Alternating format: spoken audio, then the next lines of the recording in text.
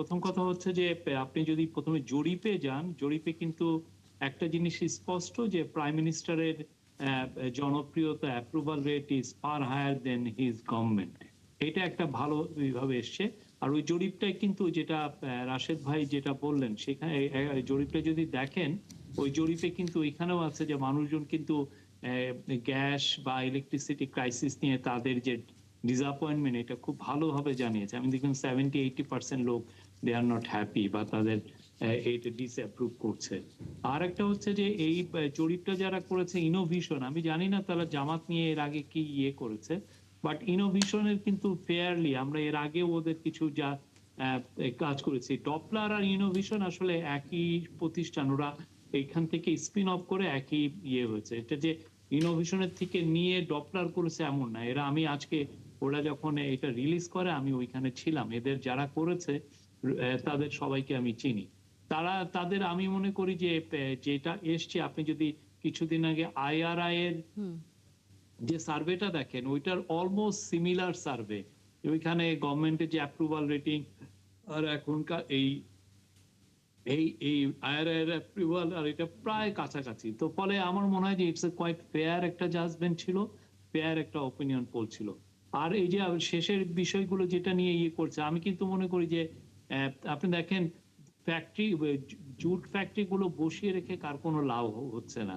Government যেটা করেছে খুবই প্র্যাগমেটিক অ্যাপ্রোচ নিয়েছে, এবং এই প্র্যাগমেটিক অ্যাপ্রোচ নেওয়াতে কিছু হলেও তো কর্মসংস্থান হচ্ছে। এখন অনেকে বলছেন হামকোর যারা মালিক তাকে দেওয়া হয়েছে, উনি কি জুট জানেন?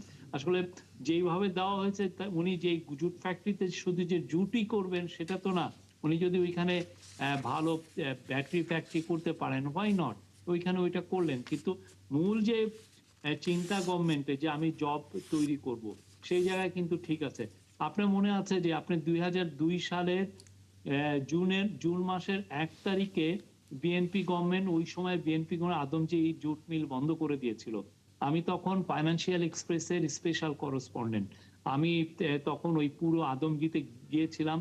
আমি বন্ধ করার দিন আমি ওইটার উপর রিপোর্ট করেছি। তখন কিন্তু অনেকে, বিশেষ করে বামপন্থী যারা অ্যাক্টিভিস্ট আছেন বা যারা রাইটার আছেন, তারা বললেন যে কি একটা ভয়ঙ্কর রকমের ডিজাস্টার হলো আদমজি বন্ধ করে দিয়ে। কিন্তু দেখেন 24 বছর পরে 2026-এ এসে দেখেন যে যেই জায়গায় আদমজি বন্ধ করা হলো ওইখানে জব হারিয়েছিলেন আমার যেটা মনে পড়ে 22,000 লোক। সেই জায়গায় নতুন জব তৈরি হয়েছে 2 লাখের উপরে। তো নতুন, এবং এই খুব ভালো ভালো ফ্যাক্টরি হয়েছে। কয়দিন আগে একটা স্যুট ফ্যাক্টরি হয়েছে রোমানিয়ার সহায়তায়, এটা পুরো ইউরোপ জুড়ে তারা স্যুট এক্সপোর্ট করছে। তো আমার এটা বিএনপির এই প্র্যাগম্যাটিক অ্যাপ্রোচ, এটা একটা আমার আমার মনে হয় it's not a bad idea. তারা যেটা করছেন যে জিনিসগুলোকে আইডল রাখছেন না, যে না দেখি না কাউকে দিয়ে দেখি আমরা জব তৈরি করতে পারি কিনা। বাংলাদেশে খুব দ্রুত জব তৈরি করা দরকার, এবং সেই জায়গায় ওনারা কাজ করছেন। আর গ্যাসের যেটা ক্রাইসিস, সত্যিকার অর্থে গ্যাসের ক্রাইসিসের মানে যে কোনো গভর্নমেন্টের জন্য এটা হিমশিম খাওয়ার অবস্থা। মানে জামাতও যদি ক্ষমতায় থাকতেন আমি নিশ্চিত তারাও এই একই সমস্যায় পড়তেন। বিএনপি তাদের সর্বোচ্চ চেষ্টা করছে, এবং এমন একটা ক্রাইসিস, এটা ক্রাইসিসটা তৈরি হয়েছে হচ্ছে ইরানের এই যুদ্ধে, ইউএস ইরানের উপর আক্রমণের পরে। যে আপনি দেখেন এলএনজির প্রাইস ডাবল হয়ে গেছে, এলএনজি আনাও যাচ্ছে না। আমাদের লং টার্ম যাদের সাথে এগ্রিমেন্ট ছিল, কাতার গ্যাসের সাথে আমাদের লং টার্ম এগ্রিমেন্ট ছিল সবচেয়ে বেশি কাতার গ্যাস এবং আরতে ওমানের সাথে, ওইখান থেকে আমি গ্যাসই আনতে পারছি না। তো সেই জন্য আসলে এই ক্রাইসিসটা ঘনীভূত হয়েছে, এবং সাথে যুক্ত হয়েছে যে এক্সিলারেটের এফএসআরইউটা হঠাৎ করে বিকল হয়ে গেছে। কারণ এই জায়গায় এই যে ইমার্জেন্সি, এটার জন্য বাংলাদেশের মতো যে ইকোনমি, সেটাকে সত্যিকার অর্থে আমরা ইকুইপ না এটাকে ফেস করার জন্য।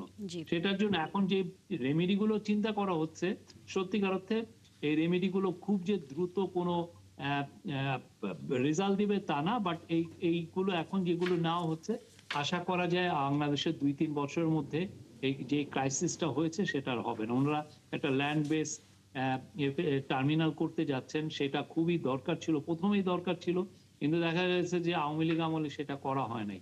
পুরো জিনিসটা আমাদের বছরের পর বছর, ডিকেডের পর ডিকেড আমরা যে এনার্জি ব্যবস্থাপনা যেই ধরনের আলসেমি করেছি বা যেই ধরনের আমরা চুরি লুটপাট করেছি আওয়ামী লীগের আমলে, সেটারই এখন খেসারত দিতে হচ্ছে প্রথমে ইন্টারিম গভর্নমেন্ট, এখন বিএনপি গভর্নমেন্ট।